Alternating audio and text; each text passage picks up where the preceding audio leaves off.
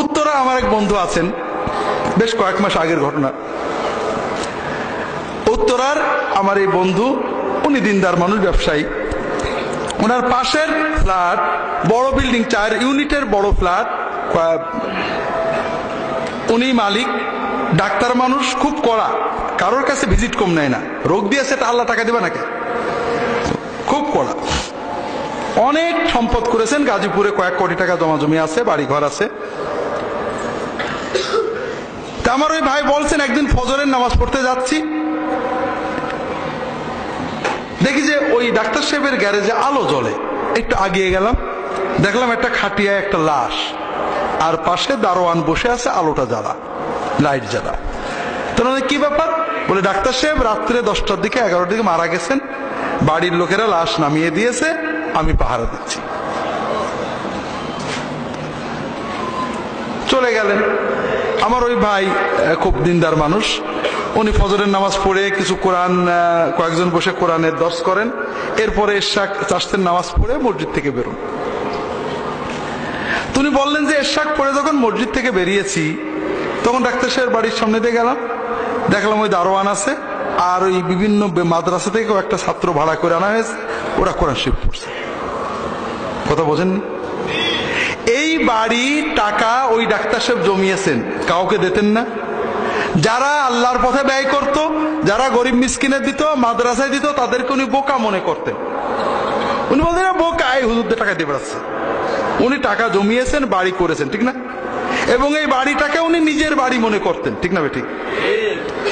ওই বাড়িতে উনি মারা গেছেন, রাস্তাঘাটে না, কিন্তু নিজের বাড়িতে, নিজের ঘরে রাত 10টায় মরার পরও 6 ঘন্টার জন্য তার লাশটার স্থান হয়নি। কথা বুঝতে পেরেছেন?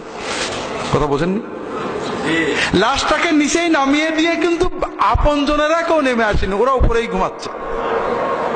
লাশের কাছে কে আছে? দারোয়ান আছে।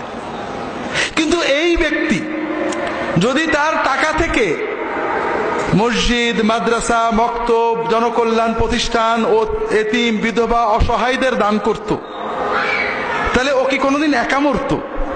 ওর অসুস্থতার খবর পেলেই অন্তরের ভালোবাসা নিয়ে শত শত তালবে ইলম, আলেম, দিনদার মানুষেরা ওর চারিপাশে ভিড় করত, ঠিক না? যাদেরকে ও আপন মনে করেছে ওরা তো আপন না, আর যাদেরকে পর মনে করেছিল তারাই আসলে আপন হতে পারত, ঠিক না? আমাদের মানব জীবনের সফলতা হলো যে আখেরাত কেনার জন্য চেষ্টা করা। আপনি যখন আখেরাত কেনার জন্য চেষ্টা করবেন, আপনার দুনিয়াও সফলতা মণ্ডিত হবে। আর যখন আপনি মনে করবেন যে এই আপনার দুনিয়ার এই সব আপনার, আপনি ঠকে যাবেন, দেখবেন এগুলো কোনোটাই আপনার থাকেনি। আর এটাই আখিরাতমুখীটার বড় সফলতা। আল্লাহ রাসূল সাল্লাল্লাহু আলাইহি ওয়াসাল্লাম আমাদেরকে সুন্দর করে বুঝিয়েছেন, মান কানাতিদ দুনিয়া হাম্মাহু জাআলাল্লাহু ফাকরাহু বাইনা আইনাইহি ওয়া ফাররাকা আলাইহি আমরাহু ওয়া লাম ইয়াতি মিনাদ দুনিয়া ইল্লা মা কুতিবা লাহ। যে ব্যক্তি দুনিয়া নিয়ে চিন্তা করে, শুধু দুনিয়ার গেইন লাভের জন্য চিন্তা করে, যার চিন্তা চেতনা, মনের আশা বাসনা, লক্ষ্য গোল দুনিয়া নিয়ে, আল্লাহ তাকে 3টে বিষয় দান করেন। কয়টা? 1 নম্বর, তার চোখের সামনে দারিদ্র ঝুলিয়ে রাখেন। তার মানে কি? পিছনে ব্যাংকে কয়েকশো কোটি টাকা আছে, কিন্তু একটু মনে পড়ছে না, চোখের সামনে অভাব। 2 লাখ টাকার জন্য দুর্নীতি করে, ব্যাংকে, সুইস ব্যাংকে টাকা আছে, তারপরও একটা চাকরি দেওয়ার জন্য 2 লাখ, 3 লাখ, 5 লাখ নাই, আছে না নেই? একটা বিচার করার জন্য নেই। কোটি কোটি টাকার সম্পদ সারা বিশ্বে আছে, তারপরেও 2 বিঘা জমি কেড়ে নেওয়ার জন্য মানুষের দলিল ছিনিয়ে নেয়, আছে না নেই? তার মানে ওর ওই যা আছে ওটা কিছুই না, ওর চোখের সামনে ঝুলে আসে অভাব। ওর মতো অসহায় নেই দুনিয়াতে।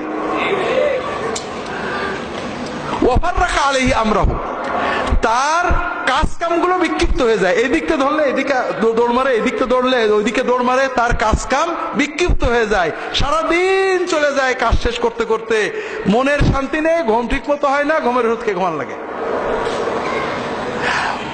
আর এত কিছুর পরেও দুনিয়ার ওইটুকুই পায় যেটা আল্লাহ তার দেন। কথা বোঝেননি? ওমান কানাতিল আখিরাতু হাম্মাহু, আর যার চিন্তা চেতনা আখিরাতমুখী, যে ব্যবসা করে আখিরাতের চিন্তা করে, বিয়ে করে আখিরাতের চিন্তা করে, দিনের দাওয়াত দেয় আখিরাতের চিন্তা করে, লেখাপড়া করে আখিরাতের চিন্তা করে, যার সব সময় চিন্তাটা হলো আখিরাতের সফলতা, আল্লাহর সন্তুষ্টি, আল্লাহ তাকে তিনটা জিনিস দেন। এক নম্বর হলো জাআলাল্লাহু গিনাহু ফি কলবিহি, তার অন্তরের ভিতরে আল্লাহ সচ্ছলতা দিয়ে দেন, অমুখাপেক্ষিতা দিয়ে দেন।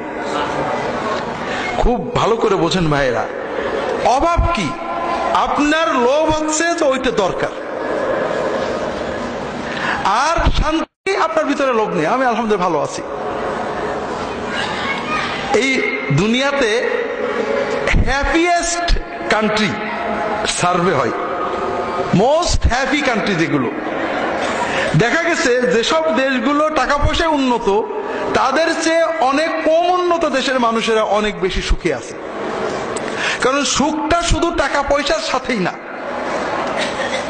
এজন্য যখন মানুষের অন্তরের ভিতরে স্যাটিসফ্যাকশন আছে, আমি ভালো আছি আলহামদুলিল্লাহ, আল্লাহ তাআলা আমাকে যা দিয়েছেন ভালো আছি, টাকা ব্যাংকে কম আছে এটা না, আলহামদুলিল্লাহ আজকে খাচ্ছি, পেট ভরা আছে, কালকের খাবার আছে, আলহামদুলিল্লাহ, আর কি চাই, পরশুদিন আল্লাহ চালাবে।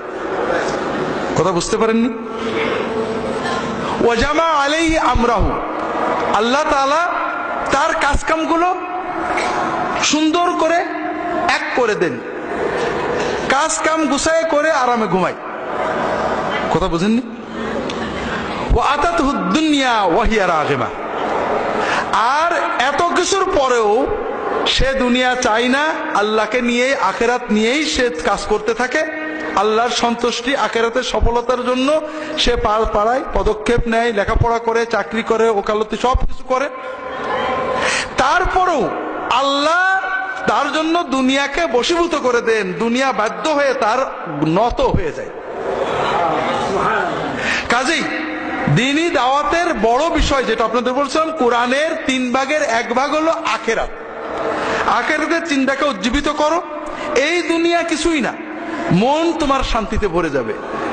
দুনিয়ায় আল্লাহ যা দিয়েছেন, আমার স্বামী, আমার স্ত্রী, আমার ছেলে, আমার মেয়ে, আমার টাকা, আমার পয়সা, আমার কষ্ট, আমার বিপদ, আমার চোখ, আমার ভালো, আমার মন্দ, আমার আল্লাহর নিয়ামত, আল্লাহ আমাকে দিয়েছে, নিশ্চয়ই ভিতর ভালো আছে।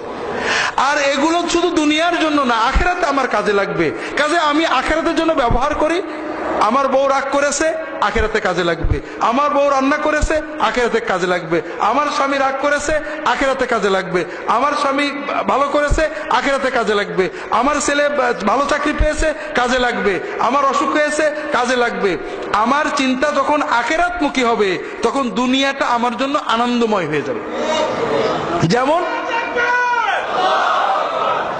যেমন একটা ছাত্র যখন পরীক্ষায় ভালো করব এই জন্য পড়াটা কিন্তু তার আনন্দের বিষয়ে পরিণত হয়ে যায়, পড়াটা তার একটা আনন্দের অভ্যাসে পরিণত হয়ে যায়। কাজেই এই দুনিয়ার জীবন আখিরাতমুখিতার মাধ্যমে উপভোগ করা যায়। দুনিয়াকে যখন আপনি মনে করেন এই দুনিয়া, নাস্তিকদের জীবন নেই, পশুর চেয়েও খারাপ। জীবনে যে কষ্টগুলো, দুঃখগুলো, এগুলোই বড়। আর মুমিনের যেহেতু আখিরাতের চিন্তা থাকে, এই জন্য মুমিনের জীবনে কোনো ব্যর্থতা নেই, কোনো ক্রন্দন নেই, কোনো হতাশা নেই।